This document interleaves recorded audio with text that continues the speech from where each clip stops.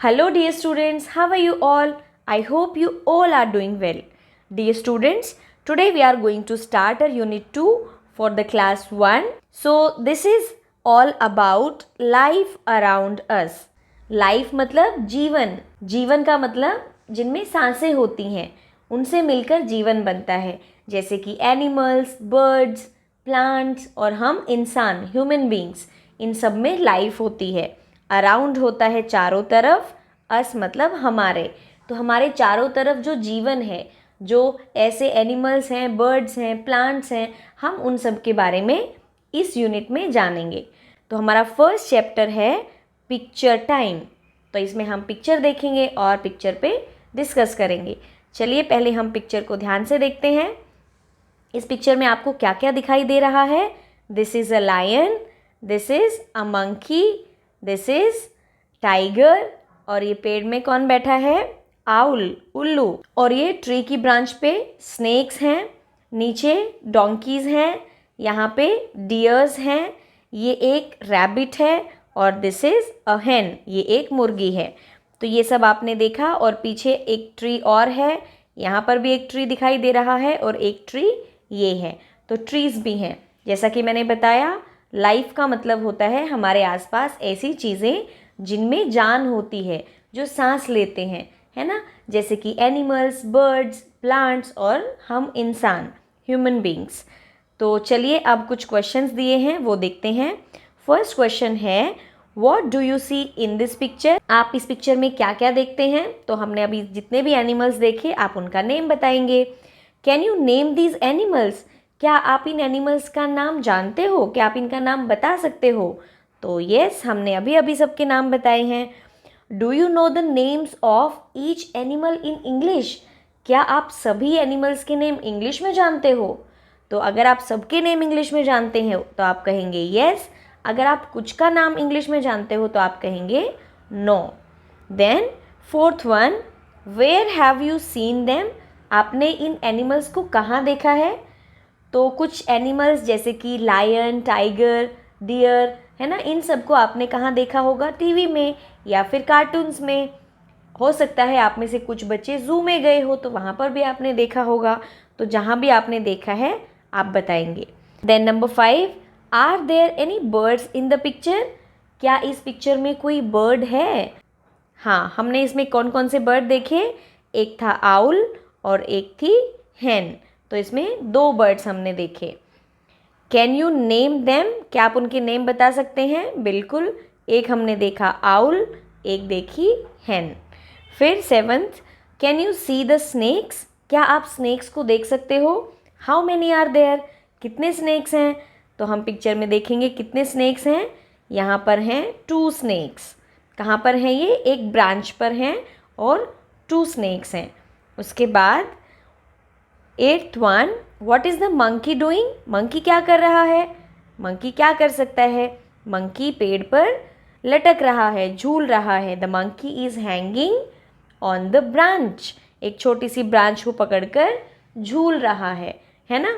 तो मंकी तो बहुत शरारती होते हैं. इस पिक्चर में भी मंकी को बहुत शरारती दिखाया है. चलिए आते हैं पेज नंबर 48 पर. There is a poem here, fun with numbers. तो नंबर्स तो आपको पता ही हैं कौन कौन से होते हैं. 1 2 3 4 5 6 7 8 9 10, ये सारे नंबर्स होते हैं. तो हम एक पोएम गाएंगे जो कि किसके बारे में है? नंबर्स के बारे में. ठीक है, तो चलिए हम इसको गाते हैं. 1 2 3 4 5, once I caught a fish alive.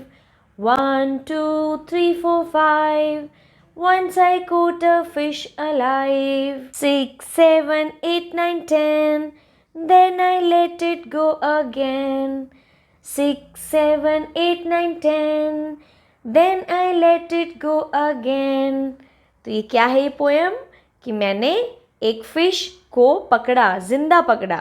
1 2 3 4 5, once I caught a fish alive. caught मतलब पकड़ी, फिश अलाइव मतलब जिंदा. एक जिंदा मैंने मछली को पकड़ा. फिर अब जिंदा थी तो वो तो पानी में ही जिंदा रहेगी. तो क्या किया मैंने? उसको वापस से पानी में ही छोड़ दिया. 6, 7, 8, 9, 10. Then I let it go again. मैंने उसको फिर से पानी में छोड़ दिया क्योंकि वो तो पानी में ही ज़िंदा रहती है, तो हमें मछली को बाहर तो निकालना ही नहीं चाहिए, है ना। चलिए, ये थी पोएम। अब आते हैं नेक्स्ट पेज पर। Let us speak. First one, have you seen a fish?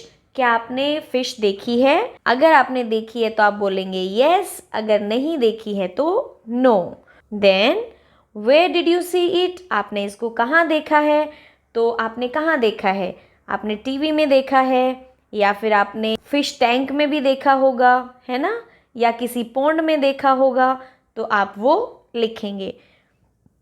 Then what was its colour? इसका कलर कैसा था? तो जैसे भी कलर की फिश आपने देखी है उस कलर को आप यहाँ पर लिखेंगे। Then let us draw. अब हम ड्रॉ करेंगे, तो यहाँ पे हमें लेटर्स दिए हुए हैं ए से लेकर जेड तक। इन सारे लेटर्स को हम अल्फ़ाबेटिकली, मतलब ए बी सी डी ऐसे सीक्वेंस में जॉइन करेंगे, और लास्ट में जो पिक्चर बनेगी वो बनेगी फ़िश की, और फिर आप उसको कलर कर सकते हैं। ठीक है, अब आते हैं पेज नंबर 50 पे। So again there is a poem here, 5 little monkeys. और ये पोएम है, ब्यूटीफुल सी पोएम है, 5 छोटे बंदरों के बारे में, है ना। यहाँ पिक्चर में देखिए 5 लिटिल मंकीज़ हैं। तो let's Singh this poem. 5 little monkeys jumping on a tree. One fell down and bumped his knee. मतलब 5 छोटे मंकीज थे और वो पेड़ पर जंप कर रहे थे। एक नीचे गिर गया और उसके नी मतलब घुटने पर चोट लग गई, और उसने दर्द से क्या बोला? अ 4 little monkeys jumping on a tree. One fell down and bumped his knee. अभी 4 लिटिल मंकीज बचे थे क्योंकि एक तो नीचे गिर गया था, तो वो भी जंप कर रहे थे ट्री पे, और उनमें से एक और गिर गया और उसका भी घुटना फूट गया, उस पर चोट लग गई, तो उसने भी क्या बोला दर्द से? अ हम भी पेन में करते हैं ना जब चोट लगती है, ऐसे ही मंकी ने भी किया। Then 3 little monkeys jumping on a tree. One fell down and bumped his knee. अभी 3 monkeys बचे थे, वो भी जंप कर रहे थे ट्री पे, उनमें से एक और गिर गया, तो उसके भी घुटने पर चोट लग गई और उसने भी दर्द से बोला अ। तो अभी कितने monkeys बचे पेड़ पर? 2 monkeys. Yes. So now 2 little monkeys jumping on a tree. One fell down and bumped his knee. अभी 2 लिटिल मंकीज थे, वो भी जंप कर रहे थे, उसमें से एक और गिर गया और उसके भी घुटने पर चोट लग गई। देन एक ही मंकी बचा लास्ट में, है ना, और वो क्या कर रहा था? वो भी जंप कर रहा था। 1 little monkey jumping on a tree. One fell down and bumped his knee. तो एक ही लिटिल मंकी बचा था, वो भी गिर गया, उसके भी घुटने पर चोट लग गई।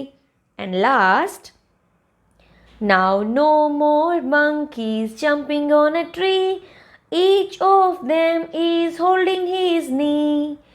अभी कोई भी मंकी नहीं बचा पेड़ पर, सारे के सारे मंकीज तो नीचे गिर गए, तो कोई भी जंप नहीं कर रहा था, और सभी अपने अपने घुटने को पकड़ कर बैठे थे, है ना, क्योंकि सबके घुटने पर चोट लग गई थी। So this is the poem 5 little monkeys. ठीक है, इसके बाद हम देखते हैं साइट वर्ड्स। इसमें कौन कौन से साइट वर्ड्स आए हैं? ईच, EACH, ईच का मतलब होता है हर एक, है ना। जब बहुत सारे होते हैं तो उसमें हर एक को बोलेंगे ईच। इज मतलब है, एंड मतलब और। नाउ न्यू वर्ड्स कौन कौन से हैं? 1 2 3 4 5। फिर लिटिल मतलब छोटा, फेल मतलब गिर गया, बम्प्ड मतलब चोट लग गई, होल्डिंग मतलब पकड़ना, होल्ड करना, पकड़े हुए। ठीक है, so these are the new words on page number 51। Now coming to page number 52, let us do. अभी हमें कुछ करना है। क्या करना है चलिए देखते हैं। First one, circle the word little in the poem wherever you find it. जो भी हमने अभी मंकी वाली पोएम पढ़ी, जहाँ पर भी आपको लिटिल दिख रहा है आप उसको सर्कल करेंगे जहाँ पर भी आपको दिख रहा है। कितनी बार, बहुत बार आया है तो आप हर बार उसको सर्कल करेंगे। फिर number 2, notice the rhyming words. कौन कौन से राइमिंग वर्ड्स आए हैं? 5, अलाइव, ये तो फर्स्ट वाली पोएम में आया था, फिश वाली में। देन ट्री, नी, है ना, ट्री मतलब पेड़, नी मतलब घुटना। तो ऐसे आप राइमिंग वर्ड्स को ध्यान देंगे दोनों ही पोएम्स में जो आए हैं।